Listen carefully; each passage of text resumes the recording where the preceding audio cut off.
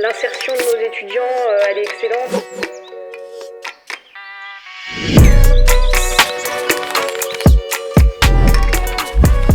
On peut être formé au processus d'habillement de toutes les facs, qui nous permettent de vraiment être en conditions réelles. Coraline, vous êtes responsable pédagogique du master biotechnologie. Est-ce que vous pouvez présenter la formation? C'est un master qui propose 3 parcours: biotechnologie synthétique, biomédicaments, conception et production, et un parcours analyse au débit. Et donc on forme des étudiants pour qu'ils puissent s'insérer ensuite aussi bien en côté académique que industrie et dans divers domaines des biotechnologies. En quoi cette formation répond-elle aux défis actuels de l'industrie pharmaceutique? Alors on sait que les biotechnologies, c'est un secteur qui est en plein essor, il y a des besoins spécifiques et on sait qu'on a à prévoir une forte croissance des recrutements dans les années à venir. Moi j'ai fait mon apprentissage dans une start-up en biotechnologie qui travaille sur les cônes marins. Donc on étudie les conotoxines pour en faire des biomédicaments. Je donne un exemple concret de projet de recherche ou d'études de cas sur lesquels les étudiants travaillent pendant leur formation. Alors durant la période d'alternance du mois de mai, on a la chance de participer à un projet de bioproduction à partir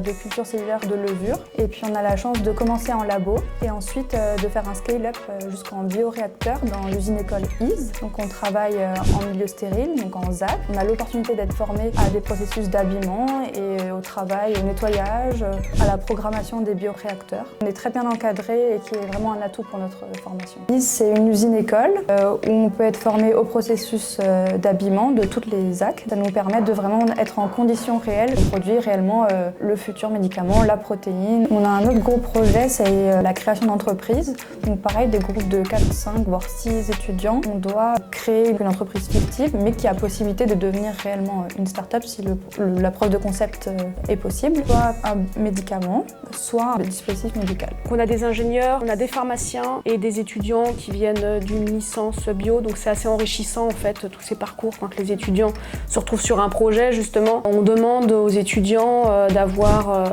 un niveau en anglais pour être capable en fait de suivre la formation qui est principalement en anglais. Cite au moins 3 métiers auxquels pourront prétendre les futurs diplômés.